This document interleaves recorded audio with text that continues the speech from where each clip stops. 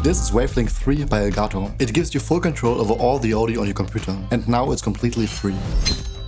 In this video I want to show you what Wavelength can do, not just for live streaming, but also how I've been using it for content creation and client work. I was more than curious when Elgato reached out and let me know that their audio tool had become free. So let me show you how to navigate the software, set it up, and how you can better sounding audio with just a few effects applied directly to your microphone. Let's jump in. To get started, simply download and open Wavelength. The easiest way to think about it is as a central control hub for all your audio. At its core, it's a digital interface that sits between your audio source and wherever that audio eventually needs to go. Instead of managing microphones in one place, application audio somewhere else, and output devices somewhere completely different, everything gets pulled into one single view. From there you can route audio between devices, control volume levels, mute specific sources, add effects, create different output mixes, and decide exactly where every audio source should be sent. One thing I noticed immediately was that with Wavelength 3, the interface feels optimized for a great user experience. Everything feels fast, responsive, and smooth to navigate. The layout may look overwhelming at first, but it's actually easier than you might think. On the left side you have all your inputs, and across the top you have all your output mixes. The input can be anything from microphones and applications to capture cards, hardware devices, and system audio. Then if you want a particular source to be heard in a specific mix, you simply click the plus button and route it there. That's it. And because everything is visualized, it's incredibly easy to understand what's happening. For example, on my setup, I can see my Elgato microphone, my Stream Deck, Spotify, and my general system audio. The moment Spotify starts playing music, I immediately see activity in that channel. If I switch over to YouTube and start a video,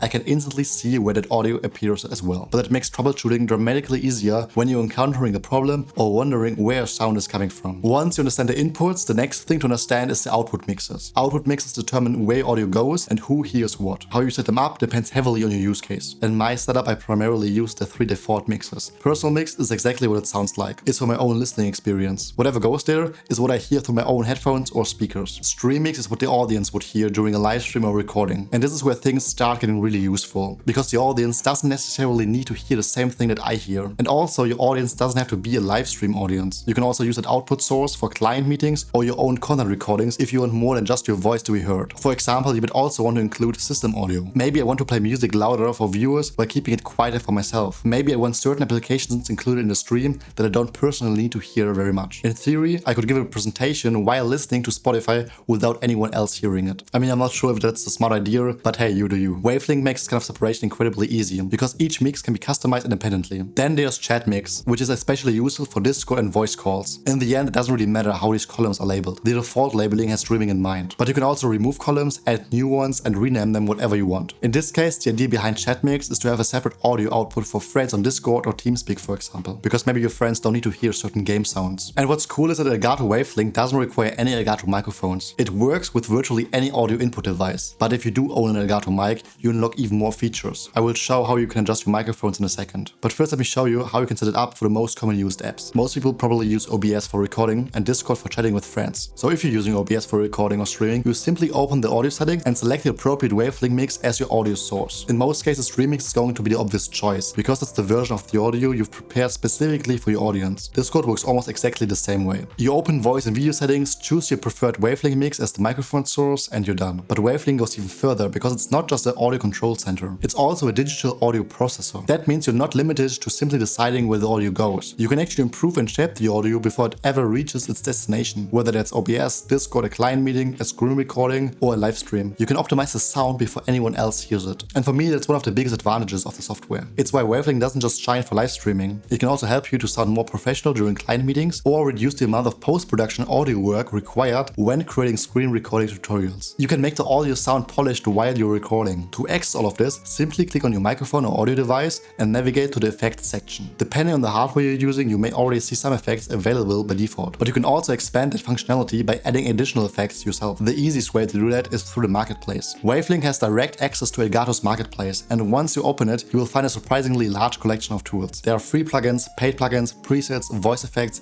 utility tools, and all kinds of audio processing options you can experiment with. If you're just getting started though, I wouldn't overcomplicate things. There are 4 effects that I think make the biggest biggest difference right now. A de-esser, noise removal, an EQ, and a compressor. The de-esser is straightforward. It helps reduce that harsh S sound and makes speech feel smoother and less distracting. Noise removal is useful for all the little sound that sneak into recordings without realizing it. Fans running in the background, computer noise, room hum, other distractions. You can enable or disable it instantly, and you get controls like threshold and release to fine-tune how aggressively it works. Then there's EQ, which is probably one of the most impactful tools in the entire chain. EQ allows you to shape the overall character of your voice. It doesn't change who you are, but it can help your voice to sound clearer, fuller, and more balanced. My approach is usually very simple. I start with the default curve and roll off the extreme low and extreme high frequencies. Then I slightly boost some of the lower frequencies to add a little bit more warmth and body to the voice. I will often add a small boost in the higher frequencies as well to improve clarity and presence. Finally, I slightly reduce part of the middle range if they feel too dominant. And once you found settings that you like,